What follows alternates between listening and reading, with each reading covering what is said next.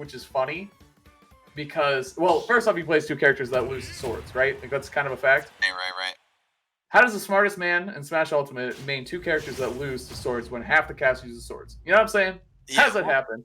You know, I think it's just a byproduct of his experience in other games when both of those characters were top tier and could overcome those, bad matchups just by being so strong on their own. Like, their own tools were so powerful. Of course, Brawl, Olimar, one of the top 5 in the game.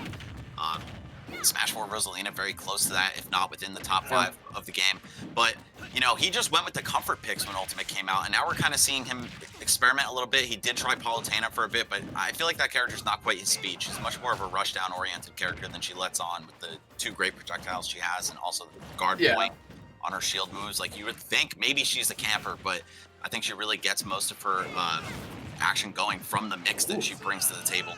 But wow, that move is just so ridiculous. I guess those moves, the left and right arms. Yeah, using the Ram. I'm pretty sure that's what the little fire disc is called. Correct me if I'm wrong. The one with the fire is only the dragon, I believe, and then the other one, like the loopy one, is the Ram. I think when he charged it up, though, it set Ike on fire, because that's what he used. I think you just need to, like, it's like a Beyblade. Like, if it spins fast enough, it catches fire. Is that a Beyblade? I think so. I'm pretty sure that's what I saw. Am I crazy? I'm not sure. I only saw the fire from the dragon hitbox, but I also was just looking at the ad read in the bracket. So, I'm not going to hold you guys. Like, I'll trust you on this one. It looks like it has fire. I don't know, dude. Either way, not an arms guy, like I said. Oh, that's going to KO. I thought he was living that, but the buffs to that up B. Don't know why they made that choice, but Ike mains are certainly happy to see it. Everyone else a little scared, a little terrified, a little unhappy about it. So, wow, I love the idea. The extended hitbox with the dragon arm there is such a good option from Dabuz. It's such a good mix-up. Right, let's see. Down throw. Ooh, goes for up air instead of fair. That could have been at least the start of something, but man, Dabuz, such a fat lead right now, and good luck getting it anywhere near Min with the mobility of Ike. There's no slipping and sliding and spirits up in here, so I don't know if we're going to see him able to crack through this wall. I mean, you want to talk about another character that can act out of her up B, and that was some of the most creative play I've seen from Min players right off the bat, and especially, oh god, Dabuz, he knew what he was doing. He knew he could fall right in there. That was smart. Don't get scared in those situations. When you panic against Ike, that's when you start losing super bad. They thrive off of that fear. But I love seeing Min players. You'll see Dabuz do this, where he'll up B with Min and use the kind of momentum from being up so high to slide down low and then shoot the dragon shot extended like very far down or high up. Like the way he mixes up his offense with the up B and edge guarding is really, really good. Yeah, I love how her moves stay active as she moves vertically, right? So, like, yeah, Belmonts, they can angle their whip, right? But Min doesn't even have to, and as she moves, the hitbox will, like, traverse with her. So you can see the up B used to great effect with that property. Yeah, who's that? Was it me, you, and Dre were talking about how she's kind of like Belmont's and Mega Man in one? Yeah. She's got like a weird mix of a bunch of different characters and moves put together, plus, of course, like the giant, slinkies attached to her arms that give her reach beyond anybody. That was one of the thrown away names for arms, is slinkies, They were gonna partner. They got the slinkies coming out. All right, hold on. This is almost a tie game with Rage Ike on the table. This is getting kind of scary here. Yo, that's facts. 130% cap, but it doesn't matter, man. It's still Halloween. You can't be ignoring Eichel Myers here. Eichel Myers, nice. Oh man, Min at the ledge. 40-61. This is just getting scarier and scarier. I love the option there, almost dragging him down with the Aether. Good mix up there. Ike low-key has good mix-ups on his recovery just because you have to be afraid of getting hit by both of them. Yeah, quick draw is actually a filthy move, and wow, yes, getting away with that. Dabuz whiffs a grab, but it doesn't matter. The Megawatt Nair, one of her best kill moves, gonna come through. It's also a great get-off-me tool, right? And she kind of lacks that in the air. On the ground, she's got up smash, jab, down tilt, some really fantastic tools to shake pressure off up close, which you wouldn't expect for a character with such a great range game. But man, when you equip that heaviest arm, it is a little bit slower. I think it turns her Nair from frame 8 to 13. But it has a ton of kill power. That's the thing I love about it too, because at a shield, a lot of characters jump and then use one of their fastest aerials. So with her, she literally has 2 different mix-ups that she can use if she has 2 different arm zones. So she can jump out of shield, and if you're trying to parry the Megawatt Nair compared to the Ram Nair, it's going to be 2 different timings. So it's just kind of crazy things that you got to watch out for, and then you have to like kind of visually try to identify which one she tried to hit you with while you're like stuck in that little parry flash, and then see what you can get as a punish. So it's pretty cool, actually. I'm telling you, I kind of like the character as much as I hate to admit it, because I'm not, like I said, I'm definitely not an arms guy. It's not my thing, but I gotta give respect to Min players. I do think she's cool. Yeah, Yez was certainly coming back, dude. I think she's cool, man. I really do. I've been calling her mid since the day she got announced, but honestly, I'm starting to eat those words. Dre, he plays all the super weird characters, and he's my roommate. So I have gotten a couple hands-on sessions against the Min now that I'm playing a little more Ultimate. And man, at first, this character will tilt the hell out of you when you're learning that matchup. Once you learn it, it's not so bad. She's got a lot of weaknesses you can take advantage of, and she needs to play very well to win. But the process of learning that matchup is infuriating. So props to Dabuz for like not only taking the time to master the character, which is very difficult. She's not intuitive at all, but just recognizing that most people aren't going to be very well equipped against her. And I think that's super essential right now when you have two characters, Rosalina and Olimar, that, yeah, they're still underplayed, but they're at least like fundamentally much more of a Smash character than Min is. Maybe, especially Olimar. I feel like he's very unique. I think none of the characters he plays are low maintenance. I think they're all high maintenance characters, at least high, if not the hardest. Like, especially, dude, Olimar's not easy to play as. I know there's been a lot of jokes back and forth between him being a huge brain character or not. Yeah, get off of me. That's not gonna work. Come on now. That's certainly not gonna work. That's a cute way to mix up her recovery too. Is the arms. They're long no matter where you are on the stage. A lot of people focus the ledge or focus just getting their feet back on the ground with her, but you can still shoot while you're trying to come back. So good mix up there by Dabuz, but yeah, I still think I can't. Maybe I just don't have the knack for it. But every time I think back throw, okay, up throw, is that a mix up? I didn't know that could actually kill. Her back throw is not as strong as it looks. It has that Incineroar feel to it, where she just slams you on the ground, breaks her own back in the process. But wow, the up throw doing it too. That just gives her something. From any position on the stage. I think that's like the zero suit thing where you always DI for the up throw, like the second you get grabbed, and then you react to anything else. Especially the back throw from Min, you have like, I don't know, it's gonna be like a full second to basically react to it at least. So. And it's the same DI for both of those. Yeah. Oh, is it really? Yeah, I believe you just want to hold forward for both, unless her up throw sends you backwards by default. But it looked like, it was like an outer angle. So I believe just holding left in that situation would have saved Yez from either one. Mm-hmm. All right, man. Pretty close to an even game here. Ike got to fight his way in, though. Okay, up B. Super strong option, dude. It's so good.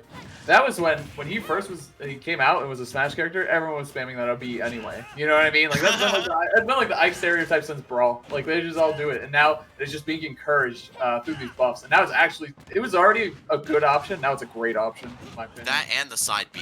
I mean, ever since Smash 4, when they made the side B not send you into free fall if you hit them.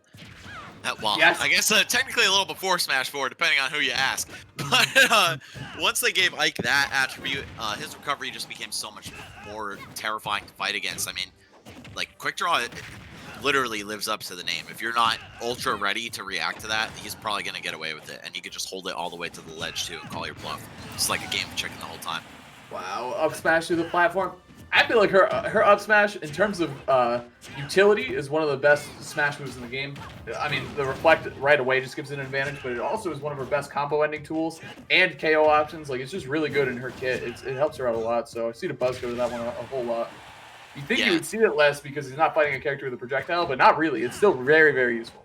Out of shield, all that good stuff. It's her fastest out of shield option by a mile. I think it's frame 7 up smash. It might be 6, but one of the fastest in the game for sure. That's crazy. I actually don't know, but I will find out for the chat.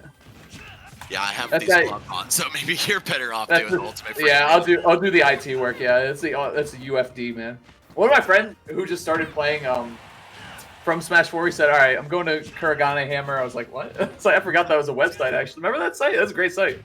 I do, yeah. I think just the branding of Ultimate Frame Data gives it an advantage, but also Kuragane, I think he's like raising a child and stuff. So. Oh, really? Gotta give him a break. Yeah, Mr. UFD has been on point for the duration of the game, pretty much like since day one. But damn, Dabuz, same could be said about him. Dude has never fallen outside of the top 10, and he's putting on a great show today. Looking to advance into the top 4 of this tournament, and he just needs one more game on Yez to do it. You might think, oh, it's Ike, like, not a big deal, just pick his owner and, like, deal with it. But Yez is so disgusting, man. I've never seen somebody play Ike quite like him. And, he's certainly in contention with Raven King and other Ike players for that title of #1. But Yeah. just his playstyle is, I'd say, by far the most unique. It's frame 7. It has reflecting properties on it. It's really, really, really strong. Yeah, would not be surprised. Yeah. Would not be surprised if she gets like some crazy hurtbox shift off of it too, or like, you know, partial intangibility somewhere. It just seems like one of those like it's intangible throughout. Mess with. It's intangible. Frame 7 to 15, and it reflects on frame 6 through 15. Excuse me. Yeah, so it technically starts reflecting before the hitbox is very active. You know what I mean? Well, 1 frame really. Right. I think that makes sense, honestly, to kind of program. Kind of. Well, anyway, we're going back to Battlefield. I know this is one of Ike's strongest stages. He's so good. Comboing off the platforms, all this stuff that you're seeing kind of from the way Yez is controlling the space here. Turn around up B. Look at this, man. It's looking like a whole new Ike, man. He's been reborn. Looking strong here. He just promoted. Is that a Fire Emblem reference?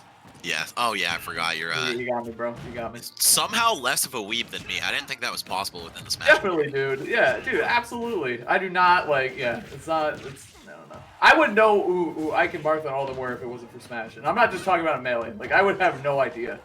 Fire Emblem wouldn't even be on my radar if it wasn't for Smash, for sure. Well, I think that's good for a lot of people, but, I mean, still to this day.